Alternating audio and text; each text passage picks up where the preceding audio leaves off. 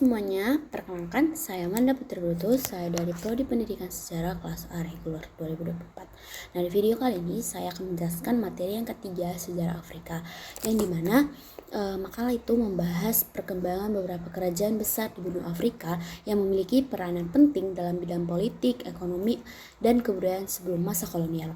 Secara umum, kerajaan-kerajaan ini berkembang karena perdagangan, kekayaan sumber daya alam seperti emas, serta interaksi dengan bangsa-bangsa luar, terutama dari Eropa, Islam, dan Eropa. Nah, yang pertama itu ada kerajaan dagang di Afrika. Afrika Barat dikenal sebagai wilayah dengan pusat perdagangan yang maju. Kenapa bilang? Karena ada salah satunya adalah kerajaan Timbuktu, yang dimana adalah kota besar yang pernah menjadi pusat ilmu pengetahuan dan perdagangan pada abad ke-16. Beberapa kerajaan besar yang lahir di kawasan ini antara lain yang pertama itu ada kerajaan Ghana, yang dimana berdiri sekitar abad ke-6 Masehi dan mencapai puncak kejayaan pada abad ke-11.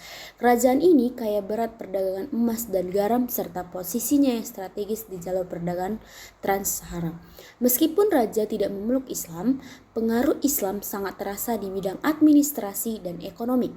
Keruntuhan Ghana disebabkan oleh serangan Al-Murabitun, perubahan jalur perdagangan, dan konflik internal. Nah, yang kedua ada kerajaan Mali, yang dimana kerajaan Mali itu muncul setelah runtuhnya Ghana yang pada abad ke-13, di mana di bawah pemerintahan Mansa Musa pada tahun 1312 sampai 1337. Mali mencapai masa keemasan dengan kekayaan emas yang luar biasa. Mansa Musa dikenal karena perjalanan hajinya ke Mekah yang menunjukkan kemakmuran kerajaan ini kepada dunia. Mali menguasai jalur perdagangan utama Afrika Barat dan menjadi salah satu kerajaan terbesar di dunia pada masanya.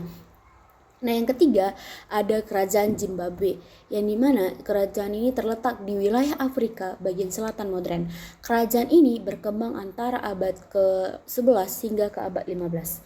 Ekonominya berbasis pada pertanian, peternakan, dan perdagangan emas serta gading melalui pelabuhan Sofala. Pusatnya adalah Great Zimbabwe, yang terkenal dengan arsitektur batu besar tanpa semen. Keruntuhan kerajaan ini diduga karena kemarau, habisnya sumber daya, dan perubahan jalur perdagangan. Nah, yang keempat itu ada kerajaan hutan di Afrika, yang dimana wilayah hutan tropis Afrika juga memiliki kerajaan besar dengan kebudayaan dan sistem pemerintahan yang maju. Di mana kerajaannya itu ada kerajaan Benin, yang dimana berada di wilayah Nigeria Selatan dan terkenal pada abad ke-15 hingga ke-16. Benin dikenal dengan seni ukiran logam yang indah serta hubungan diplomatik dengan Portugis. Raja Benin bahkan mengirim utusan ke Lisabon, menandakan hubungan dagang dan politik yang baik antara Afrika dan Eropa. Nah, yang kedua itu yang berada di kerajaan hutan Afrika yaitu kerajaan Ashanti, terletak di wilayah Ghana modern dan berdiri sekitar tahun 1695. Ashanti dikenal karena kekayaan emas dan singgasan emasnya yang legendaris. Mereka juga menguasai perdagangan budak serta mampu menyeimbangkan pengaruh Inggris dan Belanda demi keuntungan sendiri.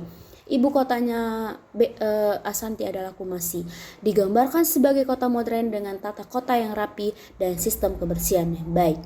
Nah, yang ketiga itu ada kerajaan daerah hutan tropis Afrika Barat, yang dimana wilayah ini meliputi kawasan bekas jajahan Prancis atau French West Africa dan dikenal memiliki peradaban yang unik, yaitu peradaban Sudan, yang dimana Sudanic Civilization menunjukkan masyarakat Afrika Barat sudah agraris dan memiliki sistem sosial maju. Mereka mengenal teknik bercocok tanam berpindah atau shifting cultivation dan sistem sosial yang memungkinkan terjadinya interaksi antara budaya kelompok.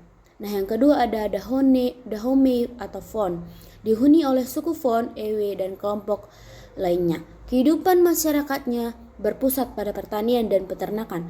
Secara geografis, wilayah ini memiliki iklim yang lebih kering dibanding pantai barat Afrika. Nah, yang ketiga ada Nigeria Yoruba dan Edo.